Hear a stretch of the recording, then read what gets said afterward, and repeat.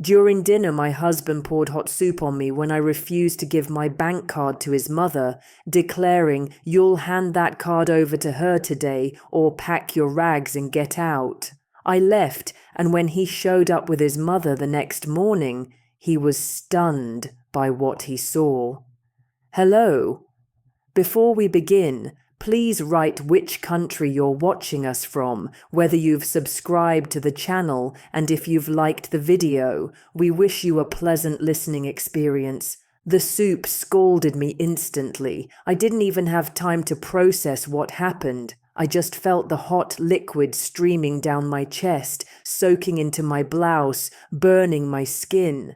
I jumped up reflexively, wiping off droplets of borscht while his words rang in my ears. "You'll hand that card over to her today, or pack your rags and get out."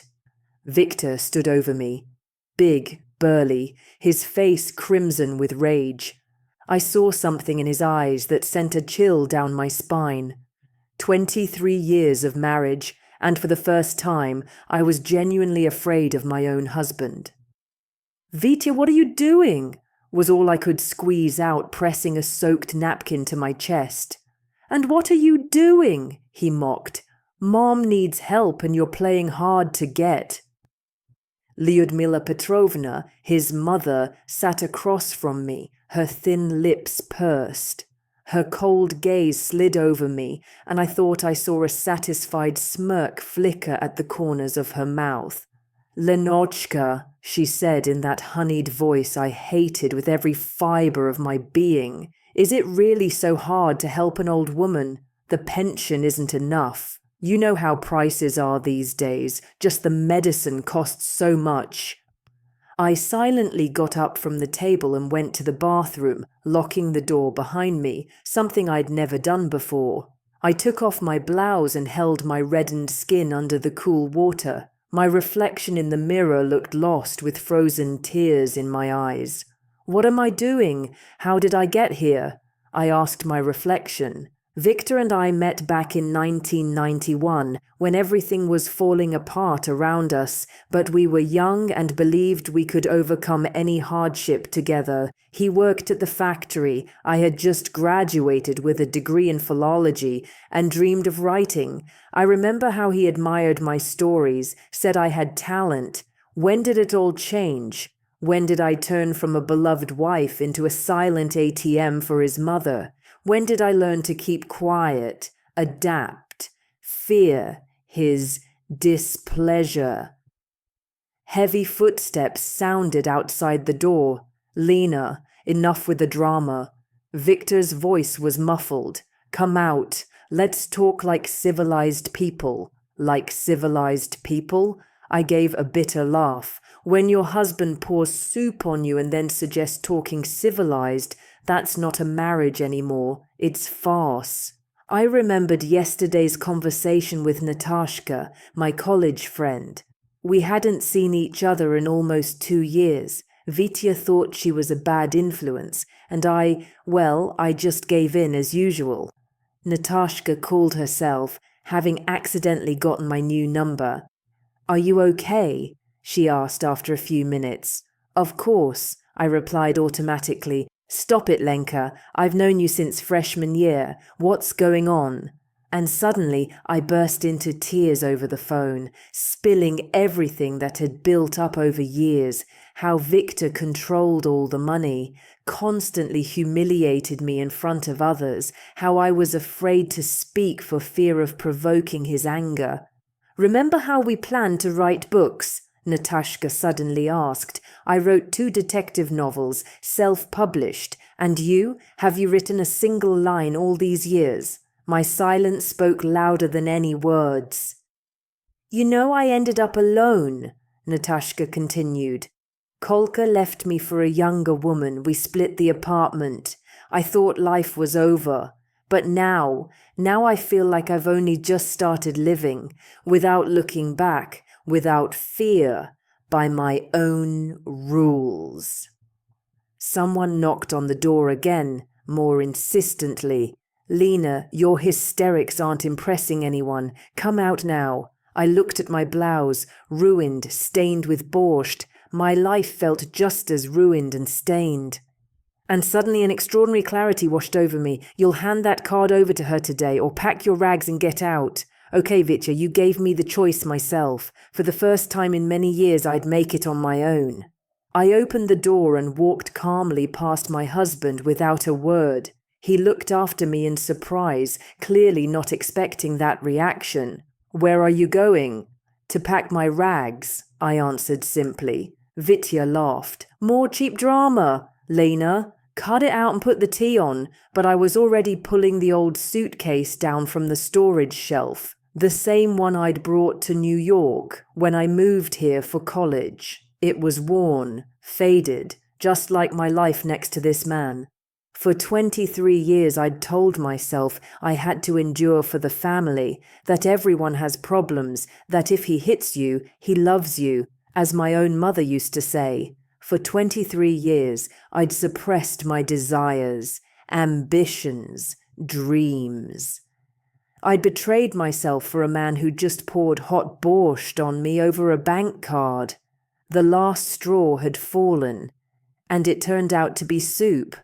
My hands shook as I packed, not from fear, no, but from a strange, unfamiliar feeling, something like despair mixed with liberation.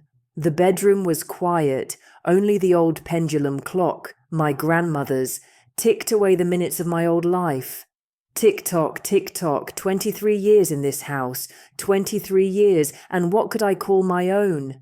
Victor stood in the doorway, leaning against the frame. His bulky figure filled almost the entire space. Once, as a student, I'd admired his broad shoulders, the strong arms of a fitter. Reliable, my friend said. You'll be safe behind him like a stone wall, my mother assured. Are you serious? Irritation, not concern, edged his voice. You're ready to make a scene late at night over this nonsense? I silently took blouses, skirts, dresses from the closet. How few truly nice things I had, mostly modest, unnoticeable items. When had I stopped dressing up? When had I started skimping on myself, but meekly handing over money for Lyudmila Petrovna's latest TV? Mom's right, Victor continued, seeing I wouldn't answer. You've gotten too full of yourself, forgotten who pulled you out of your backwater, who gave you a roof over your head. And now the princess is offended. I froze, clutching my only dressy outfit, dark blue with the collar, bought 5 years ago for Victor's 40th. I carefully smoothed a non-existent wrinkle. Pulled me out of my backwater, I asked quietly. We met in the college library. I was a junior. You were working and studying evenings. I lived in the dorm, not a backwater. And when we got married, we lived in the room the school provided for the first 3 years. Here we go. He rolled his eyes theatrically. Always have to dissect everything. Prove you're right. Lyudmila Petrovna appeared behind him. Her thin face was set in an expression of righteous indignation. Vitenka, don't demean yourself, please. If your wife values a card more than her family, let her go. Find yourself a sensible, practical woman without all these constant complaints. She spoke about me in the third person, as if I weren't in the room. As always. In 23 years, I'd never become a person to her, just a function, daughter-in-law, housekeeper, source of money. Lyudmila Petrovna, I turned to her, still neatly folding clothes. You know, I never refused to help you. Vitya and I bought you furniture, appliances, medicine. I took you to the sanatorium myself last summer, using my vacation time. And what? Am I supposed to bow to you until I die? My mother-in-law snorted. Big deal. You're my son's wife. You should help his mother. That's how it's always been. I zipped the suitcase, then opened the top dresser drawer and took out the box with my few pieces of jewelry. Grandmother's amethyst earrings, mother's wedding ring, an amber brooch bought in Lakewood during our only joint seaside vacation, a gold chain Victor gave me for our 10th anniversary. Bought trinkets with my money and now you're taking them? Victor sneered. The injustice was so sharp it took my breath away. I'd worked all these years, first at the school, then the library, for the last 5 years, as a proofreader in a small publishing house. My small salary went entirely into the family budget, which he controlled. Documents, I said suddenly. I need my passport and work record book. This is what I saddled myself with, Victor muttered, but went to the sideboard where we kept our documents. I sat on the edge of the bed, weakness flooding my legs. Where was I going? What would I do? I had almost no money, only a secret stash of 2,000 rubles hidden in a volume of Akhmatova. Where would I live? Natashka, I needed to call Natashka. Victor returned and tossed my passport onto the bed. Couldn't find the work record, he grumbled. Lies. I knew exactly where all the documents were kept. He was deliberately keeping it to force me to come back, to prevent me from getting a new job. Please give it to me, I said calmly. I'll need it.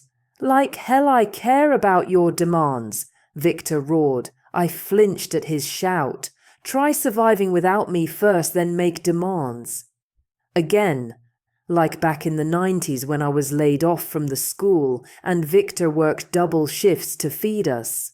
I went to interviews, but without connections it was nearly impossible to get hired. He reminded me of that during every fight. I supported you, and you. Yet later, when I finally got the library job, I supported him for 8 whole months when the factory shut down and stopped paying wages. He preferred not to remember that. I picked up the phone and scrolled through my contacts. Natashka's number, saved yesterday, lit up the screen. I pressed call, turning toward the window. Hello? Her voice sounded surprised. It was almost 11 at night. Natasha, it's me, Lena. My voice trembled. I'm leaving Victor. Can I stay with you tonight, just for a day or two, until I figure something out? Victor, hearing my words, snorted contemptuously. Lyudmila Petrovna hissed something indignantly. Lenka, what happened? Concern filled Natasha's voice. He ... I didn't know how to explain without crying. Victor poured hot soup on me, over money for his mother.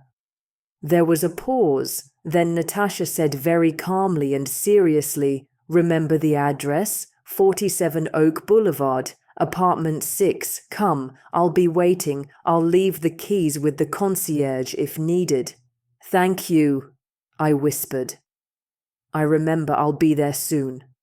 I hung up and met Victor's gaze. Anger and disbelief churned in his eyes. Had your fun? Now running to complain to that divorcee? His lips twisted into a sneer. Go on. Live with her, scrounge in someone else's corner. You won't last 3 days. Lyudmila Petrovna stepped close, peering up into my face, small, wiry, but radiating such inner malice she seemed larger. Good riddance, she hissed.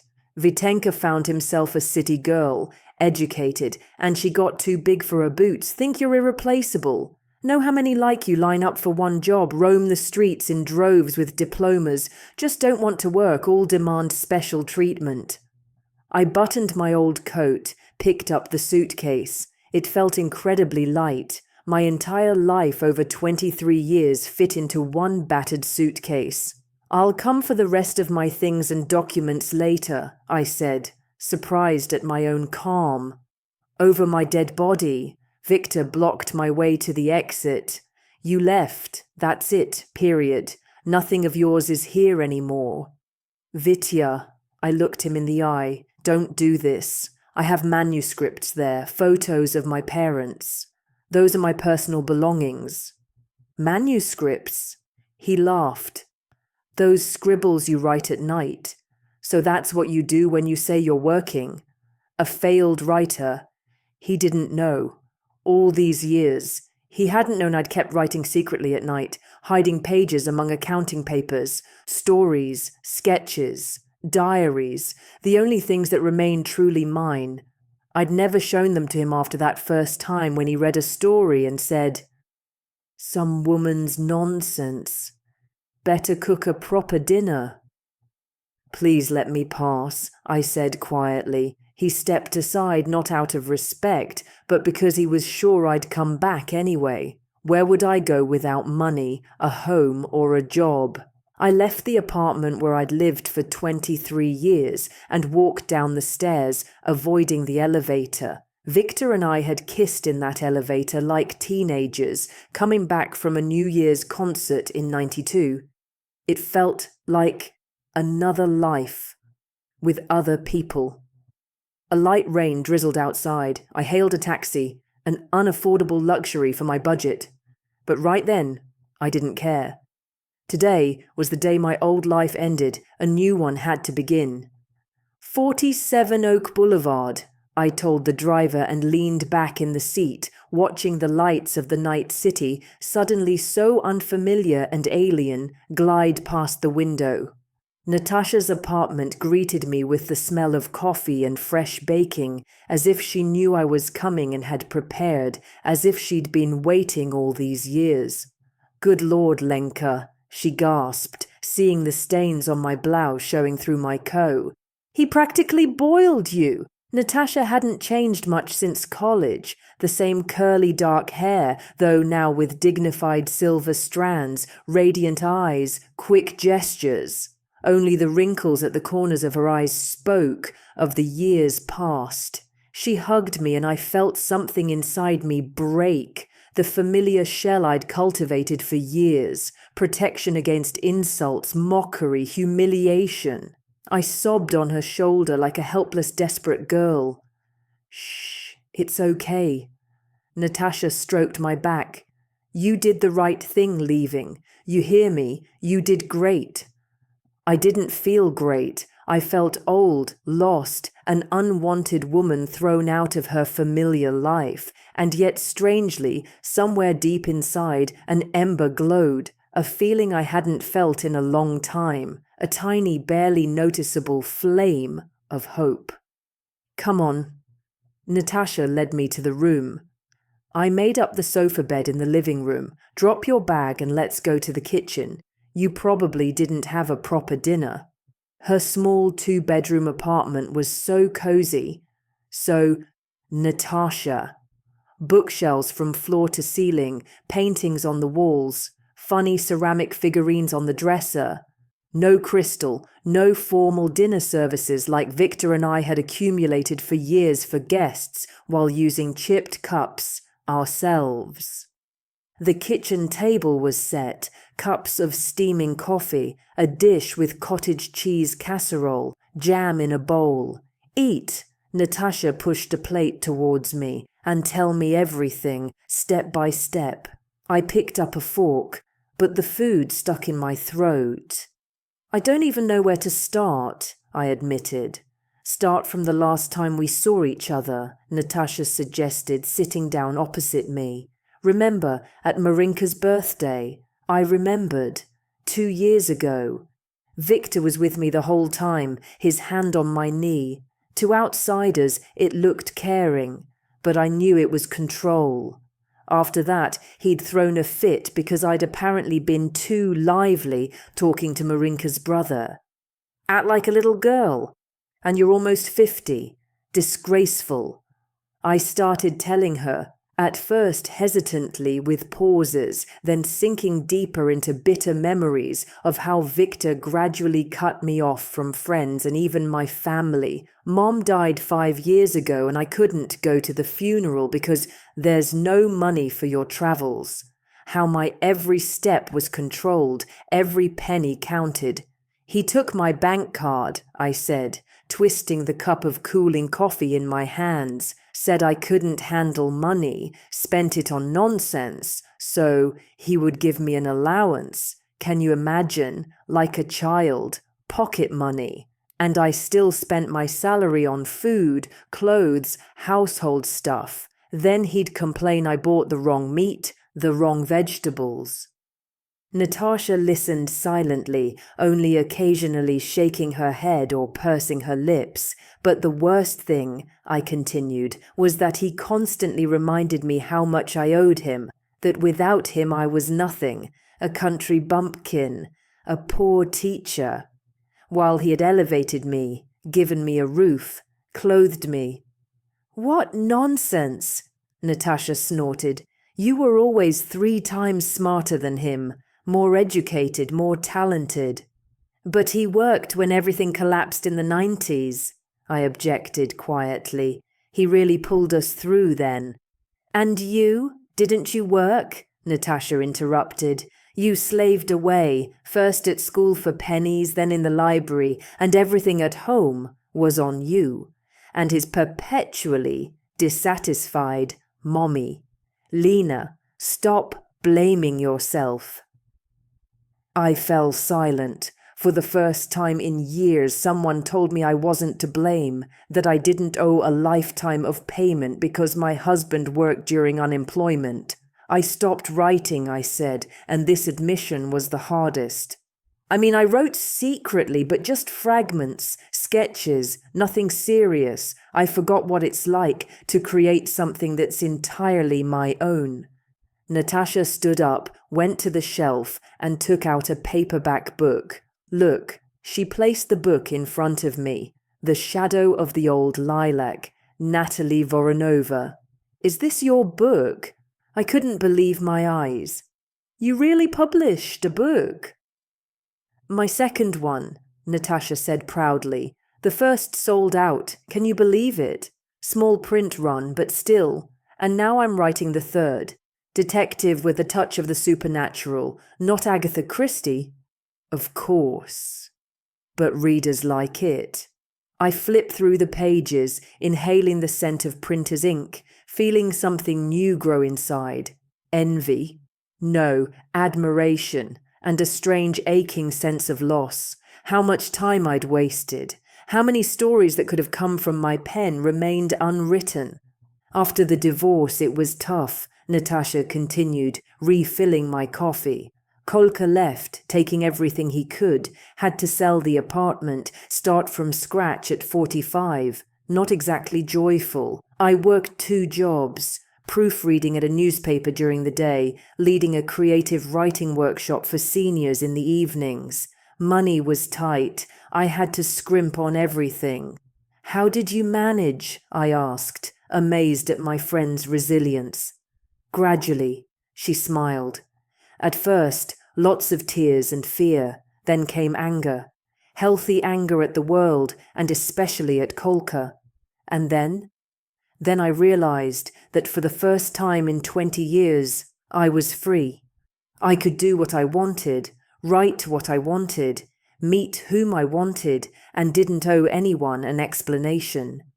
She laughed, and her laughter held no bitterness, only the joy of liberation. "I started writing my first detective novel as therapy.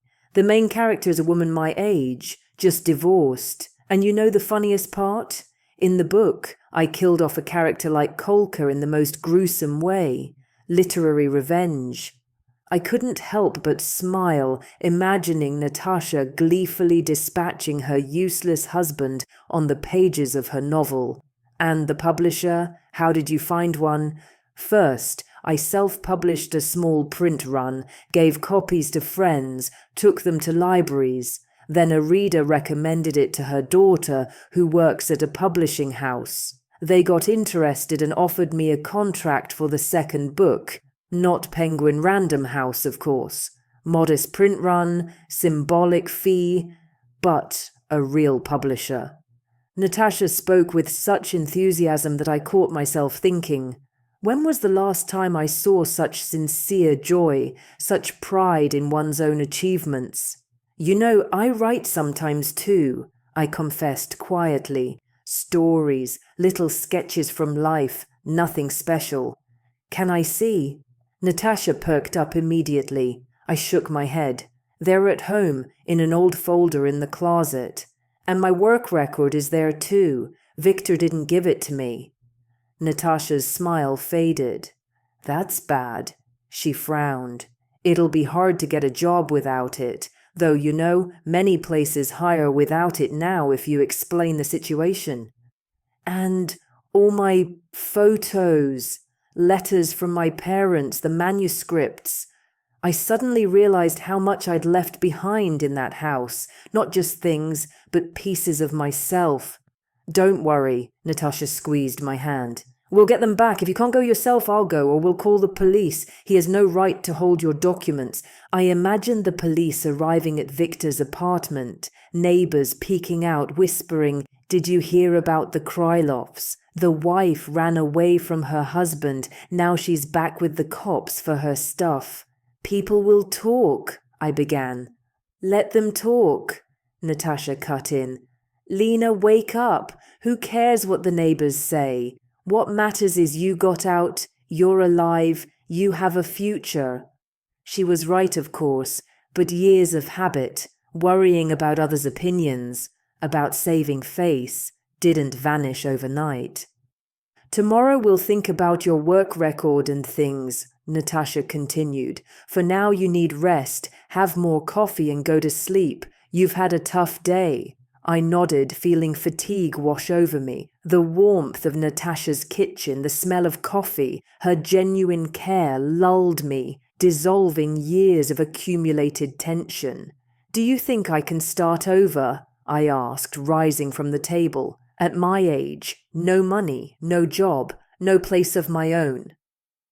"I did," Natasha answered simply. "So you can too. You're stronger than you think, Lenka. Always were." I lay down on the sofa bed in the living room, covered with a soft blanket. The walls were papered with a small floral pattern, nothing like the strict stripes Victor insisted on for our apartment. No frilly flowers. We don't live in the country. But I'd always liked flowers. Before sleep, I checked my phone. 5 missed calls from Victor, 3 voicemails.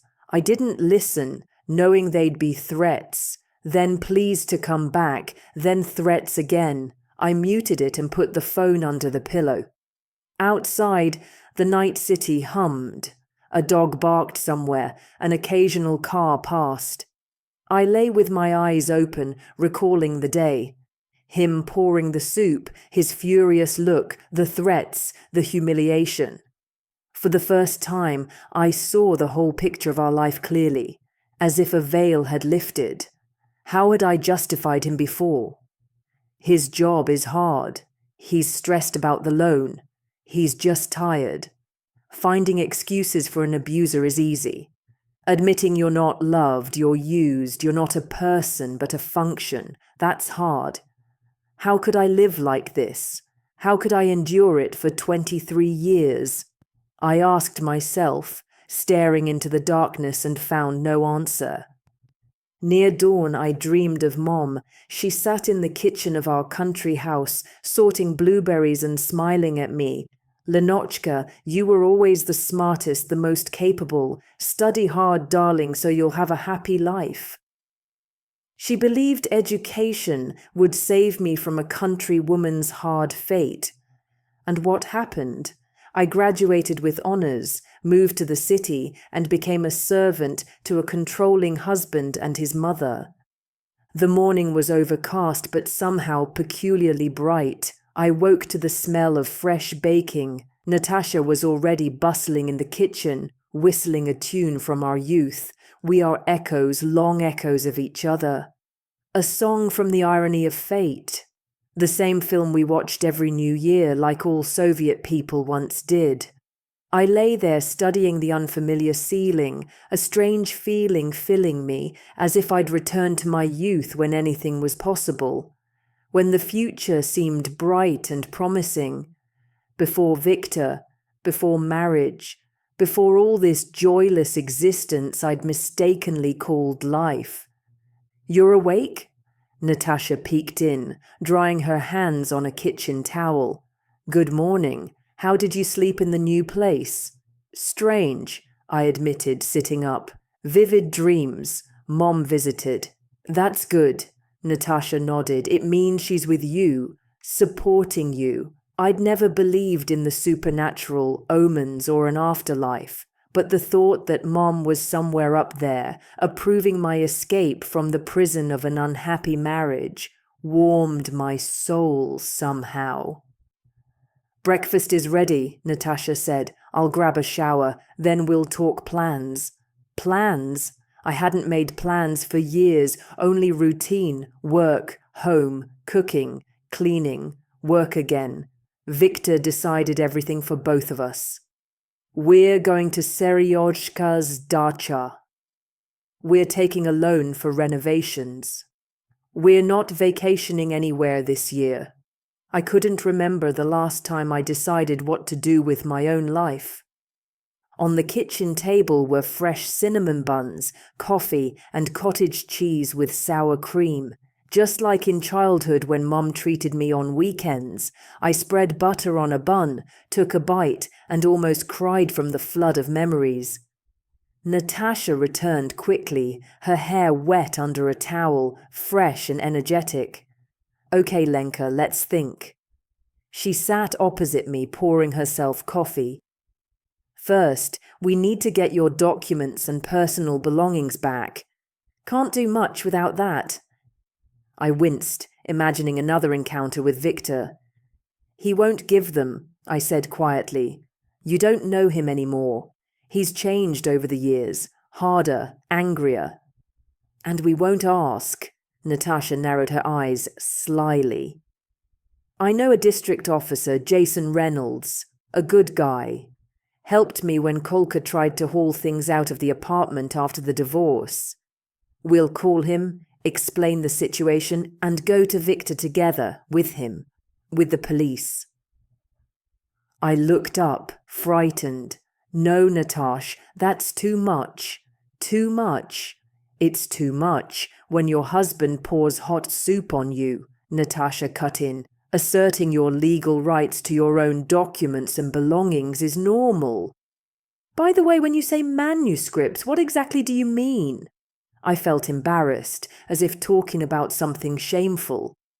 Various things, stories, diaries, sketches for a novel I never finished. Why? A lot? Natasha asked practically. A whole box. I hid them in storage in an old shoebox from winter boots. Victor never looked there. And you're right to want them back, Natasha nodded. They're part of you, your creativity, your soul on paper. She spoke as if my scribblings actually had value, as if I wasn't just amusing myself, but doing something real, important. All right, I decided. Let's call your district officer. But what do I tell him? That I ran away from my husband over soup? Tell him you left your husband after an incident of violence, Natasha replied firmly. Because that's exactly what it was. The soup didn't just spill. Victor poured it on you intentionally. That's violence, Lena, and probably not the first instance. She was right. Victor had never physically hurt me before. At least not so blatantly and deliberately, but weren't his constant nitpicking, humiliation, and control violence of another kind. We called Jason Reynolds. Natasha did most of the talking. She briskly, businesslike, explained the situation, emphasizing that it was about my personal documents being held illegally. The officer agreed to help, but only in the afternoon. Great, Natasha hung up. We meet him near your house at 4. Until then we have time to address other matters. Like what? I was confused. Work, housing, finances. She counted on her fingers. The foundations of your new independent life. It sounded frightening and exciting at the same time. For the first time in years, I could decide where and how to live. Sure, I had almost no money. Prospects were hazy, but still. I have a small stash, I admitted. 2,000 rubles. Not much, Natasha snorted, but enough for starters. Listen, I have a proposal. Remember Marinka Sokolova? She works at Lira Publishing now. The one that published your book, I clarified. Exactly, Natasha raised a triumphant finger. Well, they need a proofreader. Their old lady Ninochka retired, and the workload is heavy.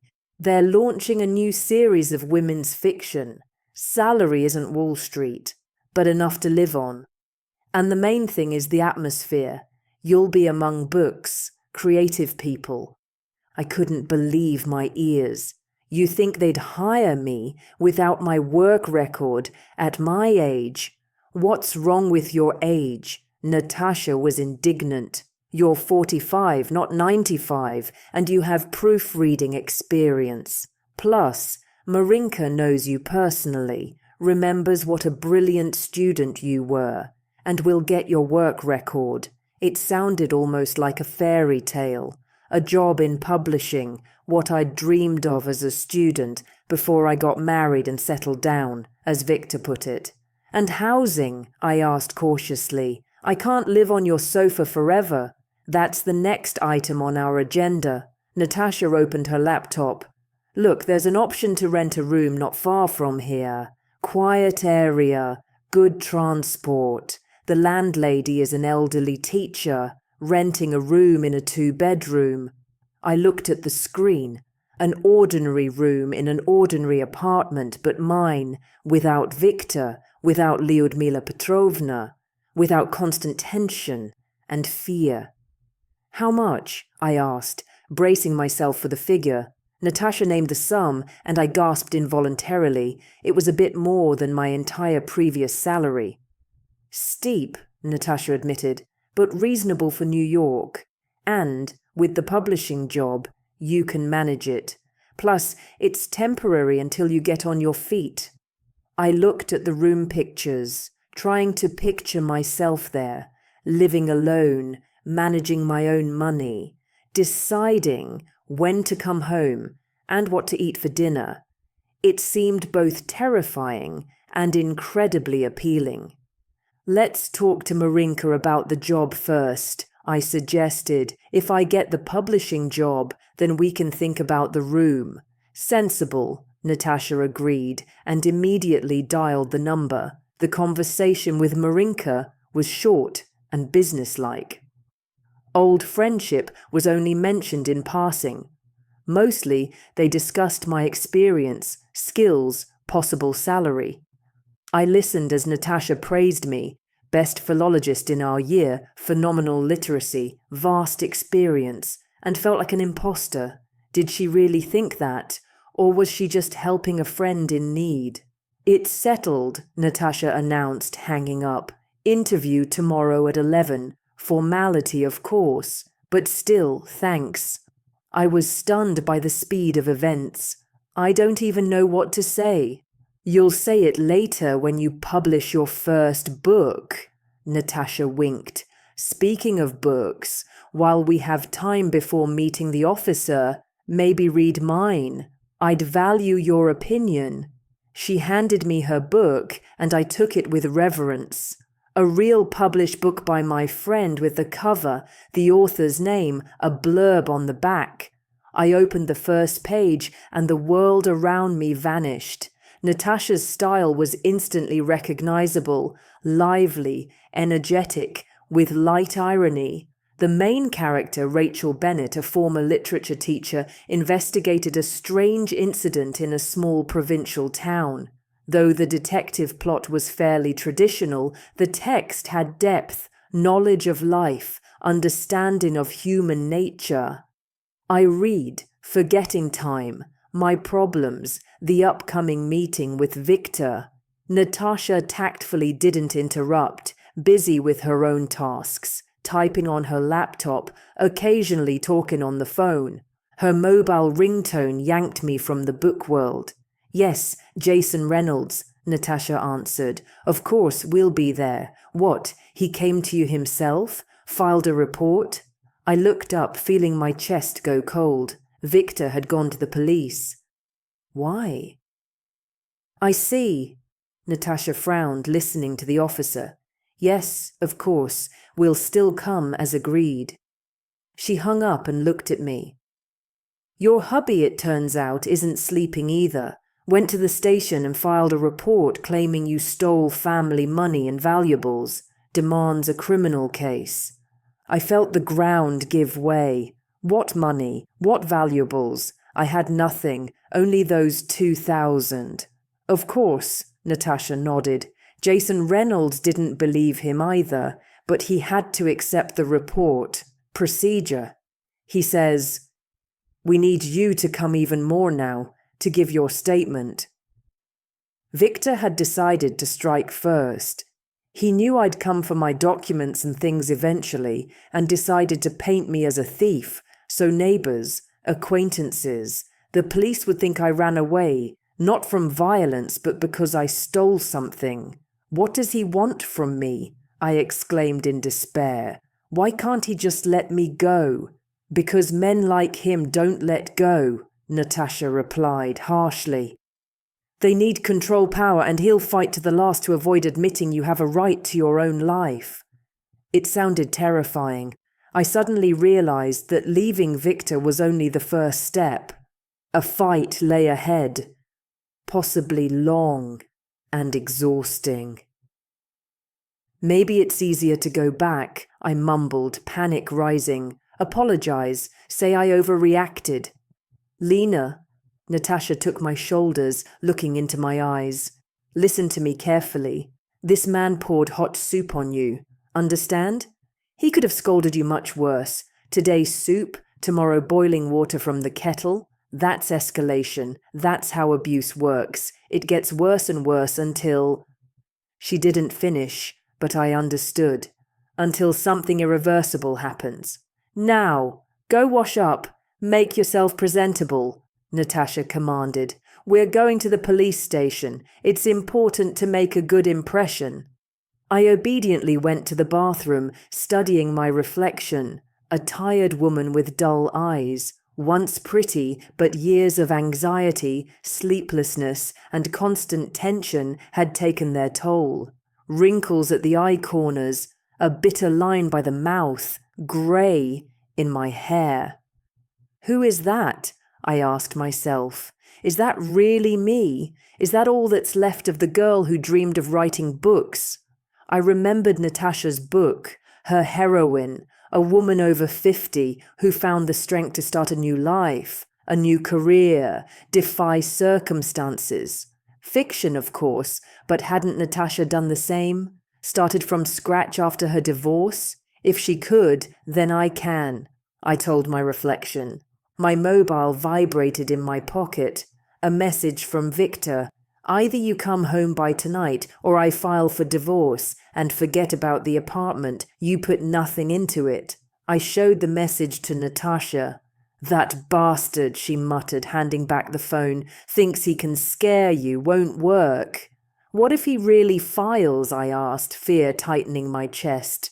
Great, Natasha exclaimed. Let him file, saves you time and money, and don't listen to his threats about the apartment. First, it's joint property.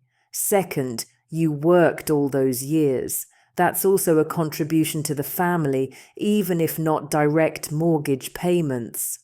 I wasn't so sure. The apartment, though privatized in both names, came from Victor's parents. They traded in an old Khrushchevka, added money, mostly his parents, and bought this one. Technically, I had put little into it materially. Okay, let's leave the apartment for now, Natasha decided, seeing my doubts. Right now, getting your documents and personal stuff is key. Then we'll think about dividing assets, so get ready, we leave soon. While I got ready, Natasha searched online, made calls, noted information. I heard snippets about family law, divorce proceedings, psychological support for women in difficult situations. Finally, we were ready. I wore my only decent dress, dark blue with a collar and old low-heeled shoes. Natasha gave me a critical once-over and pulled a scarf from the closet. Here, put this on, at least some accent, and stand up straight. Need to look confident. We went down to the courtyard where Jason Reynolds was waiting, a lean man in his 40s with a keen gaze and neatly trimmed moustache. He was in plain clothes, but something in his bearing signaled law enforcement. "Hello, ladies," he nodded. "All right, first we go to the station. I'll take your statement regarding your husband's complaint, then we go together to your place for the documents and belongings. If your husband obstructs, we'll file a report." "What if he's not home?" I asked, secretly hoping for that. "Then we'll have to wait, or come another day." The officer shrugged. "Without his presence or your key, we can't enter the apartment." We drove to the station in Jason Reynolds' service car, an inconspicuous larder with worn seats. I looked out the window at people rushing about their business and wondered, how many women like me live in constant fear, obeying husbands out of duty or habit? And how many found the strength to change? The station was cool and smelled of paperwork. Jason Reynolds led us to his small office with 2 desks, a computer and a safe in the corner. A presidential portrait and a kitten calendar hung on the wall, an odd combination. "Have a seat, Elena Nikolaevna." He glanced at papers. "I'll take your statement regarding your husband's complaint." I sat opposite him, hands folded on my knees like a schoolgirl. Natasha sat beside me, nodding encouragingly. "So, Viktor Andreevich Krylov alleges that last night you left the marital home, taking approximately 10,000 rubles and gold jewelry of significant value. What can you say to that?" I sighed, trying to speak calmly. "That's not true. I only have 2,000 rubles with me, my personal savings, and a few pieces of jewelry belonging to me personally. My mother's wedding ring, earrings inherited from my grandmother, and a few inexpensive items given to me over the years." The officer made notes, nodding. "And why did you leave home?" Here I hesitated. How to explain 23 years of humiliation, control, psychological pressure, how to describe what slowly killed me inside day by day. "Yesterday, my husband poured hot soup on me because I refused to give my bank card to his mother," I finally said, deciding to start with a concrete incident. "It was the last straw. I realized I couldn't live like that anymore." Jason Reynolds looked up from his papers. "Soup? Hot? Do you have burns? Did you go to the ER?" "No," I shook my head. "No burns, just redness. I rinsed it with cold water right away." "I see." He made another note. "Were there previous instances of physical violence from your husband?" I hesitated. "Physical? Number Victor never hit me. He operated more subtly, with words, looks, silence, small humiliations." "No," I admitted honestly. But I caught Natasha's eye, and she nodded encouragingly. "There were other things. He controlled all my money, restricted my contact with friends and relatives, constantly criticized and belittled me. And yesterday, for the first time, he crossed a line." The officer looked at me with a strange expression, part sympathy, part weariness. "I understand," he finally said. "Legally, psychological abuse is harder to prove, but regarding your departure and the alleged theft, it's clear. Your husband's complaint likely won't go anywhere. There's no crime." He finished writing, had me read the statement. I signed it, feeling a strange relief, as if crossing a threshold. For the first time in years, I officially stated what had happened in our home, called things by their name. "Now let's go to your home," Jason Reynolds said, standing up. "Hopefully your husband is there, and we can resolve the document issue peacefully." Peacefully? After I'd left, after his police report, after the threatening message, I doubted Victor was capable of peaceful resolution now. On the way, anxiety grew. My heart pounded, my palms grew damp. Familiar streets, houses, squares looked like I was seeing them for the last time, saying goodbye to the place where I'd lived most of my adult life. There was our house, a typical 9-story building from the late 80s. I involuntarily slowed my step, looking at the familiar 4th-floor windows. There, behind glass and brick, lay a part of my life. Photos, books, manuscripts, things I couldn't imagine my future without. "It's okay, we'll get everything now," Natasha encouraged, noticing my hesitation. At the building entrance, 2 elderly women, Klavdia Petrovna and Danielle Foster, our 2nd-floor neighbors, sat on a bench. Seeing me with strangers, they fell silent and stared with undisguised curiosity. "Hello," I nodded, trying to stay calm and confident. "Hello, Lenochka," Klavdia Petrovna drawled. "Danielle Foster and I are just sitting here getting some air. Your husband's been home for an hour already, with his mother."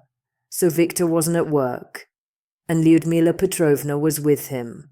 The perfect setup for a scene. We climbed to the 4th floor. With each step, my heart beat faster. What would I say? What would Victor say? Would he lose it in front of a stranger? Jason Reynolds rang the bell. A long pause, then footsteps, and the door opened. Victor stood there, unshaven, eyes red from lack of sleep, but dressed in his good shirt, as if expecting guests. Victor looked us over, pausing on Jason Reynolds, and his expression changed. Forced friendliness gave way to wariness. "Officer Solovyov," Jason Reynolds introduced himself, showing his badge. "I'm here regarding the report you filed today and to assist your wife in retrieving her personal belongings and documents." "What documents?" Victor crossed his arms, blocking the entrance. "She has everything with her." "Viktor Andreevich," the officer's voice was calm but firm. "Let's not complicate things.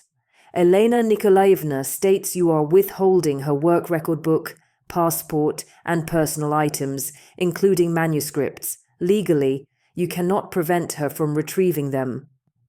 "What manuscripts?" Victor snorted. "Nonsense!" "Vitya," I stepped forward, trying to stay calm. "You know what I mean. Just give me my documents and the old shoebox from storage and the photo albums with my parents' pictures." Behind him, Lyudmila Petrovna appeared. Small, wiry, lips tightly pressed. "Ah, she graces us with her presence," she hissed, "and brought the police against her own husband. Shame." "Lyudmila Petrovna," Jason Reynolds intervened, although I'll ask you not to escalate. We're here to resolve this peacefully and legally." Victor hesitated. I could see it in his face. He hadn't expected me to come with the police and with a witness. He'd expected me to crawl back alone, humiliated, ready to do anything to get my documents. "Fine," he finally grated, stepping aside. "Come in, but know this. Everything she told you is lies. I'm the one who suffered with her for 23 years. The apartment greeted me with familiar smells, Lyudmila Petrovna's pies, Victor's cologne, pine-scented floor cleaner. I inhaled involuntarily. It smelled like home, but now the smell brought not comfort, but vague anxiety. "I'll show you," I told the officer, heading to the hallway closet. "My documents should be here, in the top drawer." Victor followed us, muttering about ingratitude and betrayal. Natasha stayed close like a bodyguard. I opened the closet drawer. Among papers and documents I found my passport, health insurance card, marriage certificate, but no work record. "It's not here." I turned to Victor. "Where's my work record?" "No idea." He shrugged with feigned indifference. "Maybe you left it at work or lost it in your hysterics." Victor, Jason Reynolds's voice became official. If you are concealing your wife's documents, there could be legal consequences.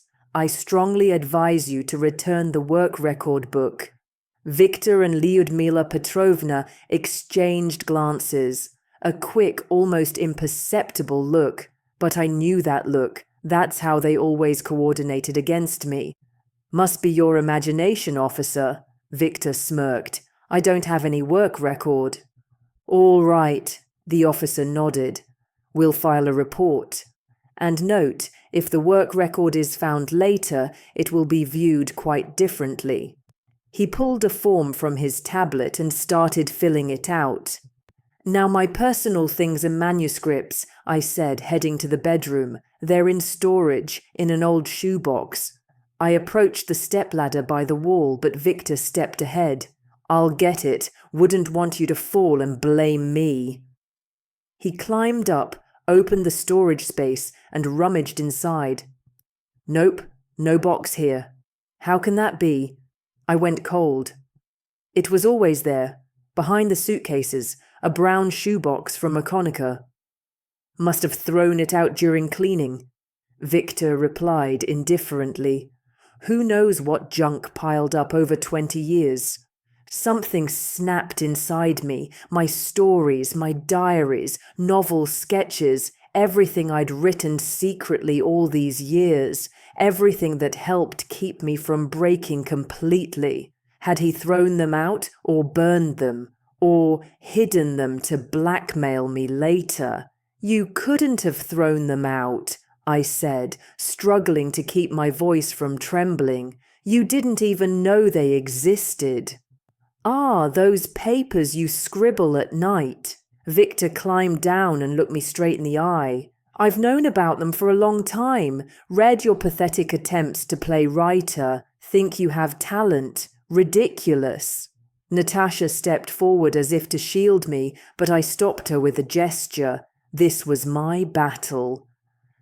Where are they, Vitya? I asked quietly. You know how important they are to me. No idea. He turned away, probably threw them out with the trash. I didn't believe him. I knew Victor. He never threw anything away casually. If my manuscripts were gone, he'd hidden or destroyed them deliberately. But why? Revenge. To hurt me. Let's inventory the items you intend to take, Jason Reynolds suggested, seeing tensions rise. And note that the work record and manuscripts are currently unlocated. I nodded, feeling a lump rise in my throat. Losing the manuscripts was like losing a part of myself. All those stories, thoughts, feelings entrusted only to paper. Let's check the storage room, Natasha offered. Maybe he moved them. We searched all closets, cabinets, shelves. No luck. Whether Victor destroyed them or hid them where we wouldn't think to look, they were gone. Finally, a report was filed regarding the work record. I gathered my remaining personal items, photo albums, a few inscribed books, an old trinket box my mother gave me. It all fit into a large bag Lyudmila Petrovna silently handed me, probably to get rid of us faster. Can I have a moment? I asked as we were leaving. I want to check one more thing. Without waiting for an answer, I went to the kitchen and opened the cabinet above the stove. There, behind a stack of cookbooks, was a small ceramic box, a gift from my first student when I taught. I kept my most precious things in it. A lock of Mom's hair, a note from Dad before he died, an old brooch I wore at graduation. The box was there. I opened it. The contents were untouched. At least Victor hadn't found or thrown this out. When I returned to the hallway with the box, Victor looked at me with a strange expression, a mix of anger and sadness, regret. I couldn't tell. You'll regret this, he said quietly, so only I could hear. You'll live with that divorcee, scrounge in rented corners and come crawling back, and I'll decide whether to take you or not. Once, such words would have made me shrink in fear, seek compromise, yield. But now, I looked at Victor and saw just a frightened, aging man, afraid of being alone, accustomed to control and power, unable to imagine life otherwise. "Goodbye, Vitya," I said, looking him in the eye. "I hope you find peace." We stepped onto the landing. Natasha and Jason Reynolds walked ahead. I brought up the rear. My heart was heavy. Losing the manuscripts felt irreplaceable, yet I felt a strange relief. I'd said goodbye to that house, that life, to the man I'd spent 23 years with, and for the first time in a long time, I wasn't afraid of the future. Outside, the officer's car waited. Natasha and I got in the back. The bag of belongings sat between us. "So, what now?" I asked, watching the house recede through the window. "Now your new life begins," Natasha answered, squeezing my hand. "Tomorrow, the interview at the publisher, then we'll see the room I found for you. And tonight, we'll celebrate your first day of freedom. I bought a bottle of good wine." The car drove down familiar streets, but they seemed new. Everything looked different, brighter, sharper, more real, as if a veil had lifted and the world was finally revealed as it is. That evening, sitting in Natasha's kitchen, I told her about the lost manuscripts. "That's awful." She nodded sympathetically. "So much work, so much soul, but maybe there's symbolism in it. New life, new stories. You'll start writing anew, and maybe it will be even better than before." "You think?" I shook my head doubtfully. Starting from scratch at my age. "Your age again," Natasha was indignant. "Lena, you're 45. Clarissa Pinkola Estée was first published in her 50s. Vera Britton published her first novel at 40. Toni Morrison at 40. Laura Ingalls Wilder started the Little House series at 65. She spoke with such fervor I couldn't help but smile. "You're persuasive," I admitted. "Okay, maybe I'll write something worthwhile yet. But I miss those lost texts." "Of course you do," Natasha agreed. "But listen, everything you lived through, everything you felt all those years, it's still with you. And maybe losing the old manuscripts is a sign it's time to write a new story, your own story." I thought about it. Maybe she was right. Maybe I really needed to let go of the past. Not just Victor, not just our life, but those texts born in an atmosphere of fear and submission. "Where do I start?" I asked, feeling long-forgotten excitement stirring inside. "With the first word," Natasha answered simply and handed me a clean notebook and pen. "Here for you. Start right now. Write about what happened yesterday, about the soup, the decision to leave, about the first step to a new life." I took the notebook, weighed it in my hand. So light, with blank pages ready for any story, my story. The soup scalded me instantly. I didn't even have time to process what happened. I began, and the words flowed by themselves, as if waiting for this moment for years. Natasha quietly got up and left the room, leaving me alone with my story. The first one I wrote not furtively, not in fear of being seen and judged, but freely and openly. I wrote late into the night, and when I finally went to bed, I felt truly alive for the first time in many years. The next morning started with a phone call. Half asleep, I fumbled for the phone under my pillow and answered without looking. "Hello, Lena, it's me." Victor's voice was unusually quiet. "We need to talk." I woke instantly, sitting up in bed. It was still dark outside. The clock showed 6 a.m. "About what, Vitya?" "I think we said everything yesterday."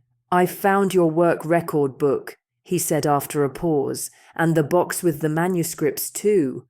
My heart skipped a beat, so he hadn't thrown them out. So there was a chance to get my words back. I can bring them to you, Victor continued. Just let's meet without your new friends. His voice, so familiar, held uncertainty for the first time. Victor wasn't demanding, he was almost pleading, and it was so unlike him that I was taken aback. Why, Vitya? I asked quietly. Why all this? Yesterday you pretended you knew nothing about my manuscripts. Why the change today? He was silent, then sighed. Because I'm not an idiot, Lena. I see you're serious, that this isn't just another one of your stunts where you come back, seeing the light. You really want a divorce, don't you? I hadn't expected such a direct question. Victor always avoided uncomfortable topics. Yes, I answered, looking straight ahead as if he could see. It's final, Vitya. He nodded, as if confirming something he already knew. I filed the petition at the local magistrate court, as required. I was surprised he knew the procedure. Victor never cared about legal details. Consulted a lawyer, he explained, seeing my surprise. Decided to do it by the book. Divorce property division. I want to propose an option. What option? I asked warily. The apartment stays with me, he began, and I tensed. I knew it, but I'll pay you compensation, 3 million rubles. That's roughly a third of the apartment's value, considering it was initially bought with my parents' money. I was silent, digesting this. 3 million. That was significant money, enough for a small apartment outside the city, or a down payment. And also, Victor continued, take whatever furniture, appliances you want, except Mum's sideboard, of course. Does your mother know about this proposal? I asked, not hiding my skepticism. No, he smirked, and she won't until it's too late. This is my decision, Lena. I don't want war, dirt, scandals, lawsuits. Let's part civilized. It sounded reasonable. More than reasonable. But I still didn't understand the sudden generosity. Why, Vitya? I asked directly. Why the change? Yesterday you threatened me, filed a police report against me, and today you're offering 3 million. What changed? He was silent for a long time, looking out the window at people passing by, then sighed. I talked to Sashka last night. Remember him? My friend from the factory lives in Poughkeepsie. I remembered. A quiet man with sad eyes who rarely visited and almost never talked about personal things. His wife left him 3 years ago, Victor continued. Same situation. Fights, threats, refusing to give back her things. Ended in a long court battle, tons of money on lawyers, and losing all contact with his kids. They won't see him now.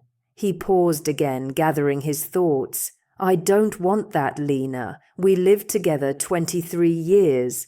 Yeah, not always smooth. Yeah. I wasn't always a good husband. The admission seemed hard for him. But I don't want our story to end in war. I don't want to hate you. I don't want you to hate me. There was truth in his words, surprising me most of all. The Victor I knew never admitted mistakes, never compromised. What had happened to him in 2 days? Okay, I said, deciding. I agree to your terms. 3 million, the apartment is yours, but on one condition. We formalize it officially, through a notary. Of course, he nodded. Already arranged. Tomorrow at 10 a.m. if that works. I'll text the address. We talked a bit more about formalities, dividing accounts, transferring money, when I'd collect the rest of my things. It was all businesslike, calm, emotionless, as if not husband and wife were talking, but business partners closing a joint venture.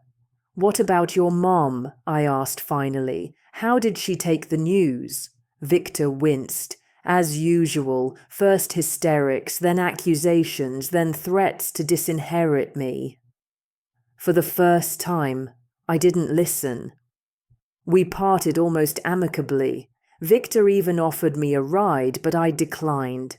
Natasha was waiting to see the apartment together. As I left the cafe, I found a text from an unknown number. Brian Miller, attorney. Expect you tomorrow at 9 a.m. sharp at my office for consultation before signing agreement with husband. Address ... Natasha must have given him my number. Well, it couldn't hurt. Extra professional advice was welcome, especially concerning 3 million rubles. The apartment in Sokolniki was exactly as I imagined. Small, cozy, with minimal necessary furniture and old but sturdy plumbing. A tiny kitchen, combined bathroom, bedroom, living room with a sofa and closet.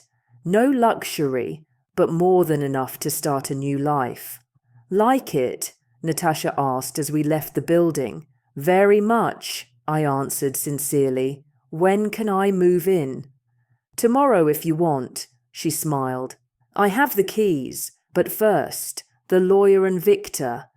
By the way, what did he say? I told her about our conversation, the unexpected offer, the sudden change in my husband's behavior. Suspicious, Natasha frowned. 3 million. That's good, of course. But we need to check all the documents, all the conditions. Good thing Brian Miller will be with you tomorrow. He won't let you be cheated. You think Victor's up to something? I felt a pang of anxiety. He seemed so sincere. Don't know, Natasha answered honestly. Maybe he really decided to end things peacefully, or maybe it's some clever scheme. Either way, be on your guard. I couldn't disagree. I'd lived with Victor too long to easily believe in a sudden transformation. But then again, extreme situations change people. Maybe my leaving was such a shock that it made him rethink things. That evening, back at Natasha's, I unpacked my shoebox of manuscripts. Everything was there. Early stories, diaries, sketches for the novel I never finished. Rereading my texts, I felt a strange sensation, like meeting an old friend I hadn't seen in years. Some lines seemed naive, others surprised me with their maturity and depth. But most importantly, I saw the real me in those texts. The one I once was and could be again. You know, I said to Natasha, putting down a notebook, I think I'm starting to understand why it happened now. Why I found the strength to leave at this moment, not 5 or 10 years ago. And why? She asked, looking up from her laptop. Because I finally matured enough, I answered, surprised at my own calm. Because the soup poured on me was just the last straw. The real reason was deeper. I finally realized it was either save myself now or never. Natasha smiled and closed her laptop. You know what psychologists say? A woman leaves her husband not when it's bad, but when she realizes it won't get better. You realized that, Lena, and made the right choice. We talked long into the night about the past, the future, plans. I told Natasha about my long-held dream to write a novel about women of our generation, those who lived through the 90s, built families, raised children, and tried not to lose themselves, those who at 45 suddenly discover life is just beginning and the most important things lie ahead. Right, Natasha said simply. Start now. Don't put it off. Don't wait for the perfect moment. It won't come. Write a little every day. This is your chance, Lena. Don't miss it. I nodded, feeling that flame inside me reignite, the one that in my youth made me stay up nights over notebooks, pouring out my thoughts, feelings, stories onto paper. Tomorrow would be a new day, meeting the lawyer, meeting Victor, signing papers, the start of my new independent life, a life where I finally belonged only to myself, and yesterday's soup poured on me in anger. Well, it truly was the last straw, the one that broke the dam of fear and doubt, releasing the river of change.